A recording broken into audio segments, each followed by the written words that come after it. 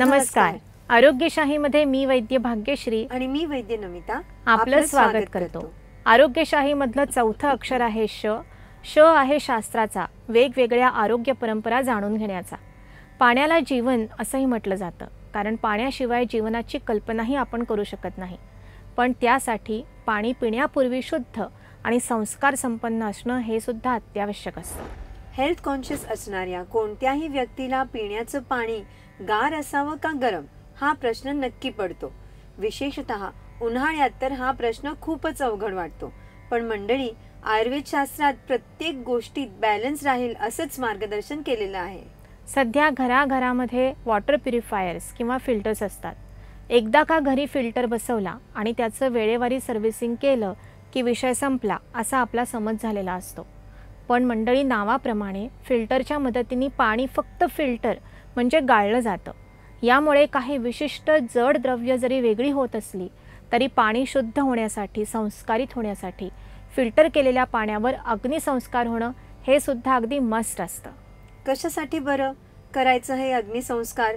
याचं एक कारण आहे की जी अशुद्धी फिल्टर केल्यानंतरही शिल्लक राहते ती काढून टाकण्यासाठी. आणि दुसरं कारण आहे पाणी सहज पचावं यासाठी. स्वयंपाक करताना भाजी, खिचडी, आमटी वगैरे शिजवताना अजून जर का वरून पाणी टाकण्याची गरज पडली तर आपण नळाचं थंड पाणी टाकत नाही, तर गरम करून उकळतं पाणी टाकतो. कारण त्यामुळे एकतर भाजी छान शिजते आणि दुसरं म्हणजे भाजी टेस्टमध्ये अजून छान होते, बरोबर? मग त्याचप्रमाणे पाणी सुद्धा कच्चं म्हणजे अग्निसंस्कार न करता प्यायलं तर जाठरग्नीकडून शरीरात अन्न शिजवण्याची किंवा पचवण्याची जी क्रिया सुरू आहे त्यामध्ये अडचण आणू शकतं, नाही का?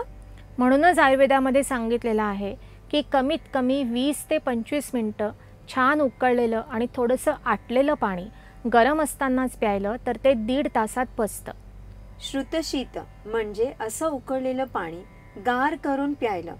गार म्हणजे रूम टेम्परेचरला आल्यावर किंवा उन्हाळ्याच्या दिवसांमध्ये मातीच्या माठात ठेवून गार झालेलं पाणी पचण्यासाठी 3 तास लागतात. पण नळाचं पाणी फक्त फिल्टर करून प्यायलं तर ते पचण्यासाठी जाठराग्नीला 6 तास काम करावं लागतं. आयुर्वेद लिहिला गेला तेव्हा फ्रीज, कूलर वगैरे गोष्टी नव्हत्या. पण आपण इमॅजिन करू शकतो की याच धर्तीवर फक्त फिल्टर केलेलं पाणी फ्रीजमध्ये ठेवलं आणि चिल करून प्यायलं तर ते पचायला किती बरं अवघड होत असेल. तेव्हा मंडळी, घरी फिल्टर असला तरी ते पाणी मोठ्या पातेल्यामध्ये घेऊन उकळण्यासाठी ठेवावं. एकदा उकळी फुटली की कमीत कमी 20 मिनिटांसाठी छान उकळू द्यावं आणि गाळून घेऊन मग प्यावं. उष्ण हवामानमध्ये रूम टेम्परेचरचं किंवा माठात ठेवलेलं पाणी प्यायला हरकत नाही. आणि थंड हवामान असताना थर्मसमध्ये ठेवून कोमट किंवा गरम पाणी पिणं चांगलं. आयुर्वेद शास्त्रातील अशाच अजूनही आरोग्य परंपरा जाणून घ्यायच्या असतील तर पाहत रहा आरोग्यशाही लोकशाही मराठीवर.